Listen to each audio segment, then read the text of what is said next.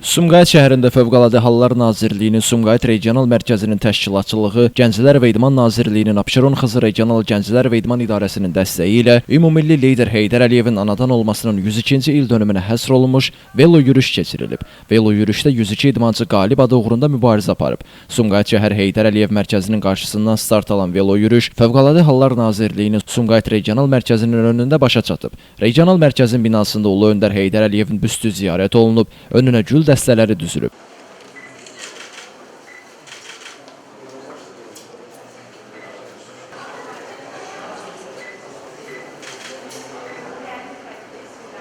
Fotostentə baxış keçirildikdən sonra tədbir rəsmi hissə ilə davam edib.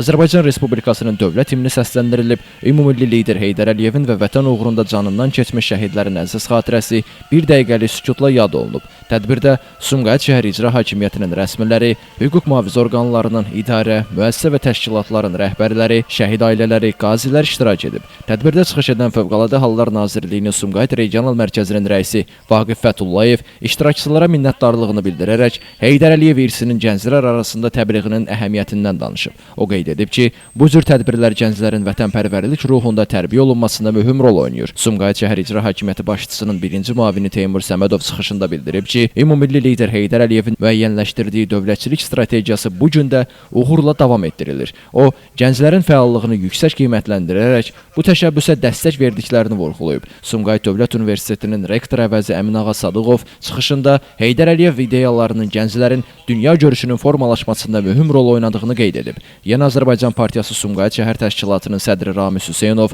dahi şəxsiyyət Heydər Əliyevin siyasi fəaliyyətindən danışıb. Abşeron Xızı Regional Gənclər və İdman İdarəsinin rəisi Telman Kərimov təşkil olunan tədbirin əhəmiyyətindən danışıb. Çıxışlarda Ulu Öndərin xatirəsinin hər zaman qəlbimizdə yaşayacağı qeyd olunub. Tədbir konsert proqramı ilə davam edib. Vətənpərvərlik ruhunda mahnılar səsləndirilib, şeirlər oxunub, rəqslər edilib. Şəhid övladlarından təşkil olunmuş Əmanət xor qrupunun üzvləri təltif olunub. Tədbir çərçivəsində idmançıların çıxışlarına baxış keçirilib, Fövqəladə Hallar Nazirliyinin dövlət yanğından mühafizə və xüsusi xilas etmə hissələrinin alət və avadanlıqları nümayiş olunub. Sonda Heydər Əliyevin anadan olmasının 102-ci il dönümü münasibətilə 102 ədəd ağac və gül kolu əkilib, 102 ədəd helium şarı səmaya buraxılıb. Elvin Qudrətov, Şəmstan Fikrətli, Elbrus İsmailov bu gün informasiya proqramı üçün.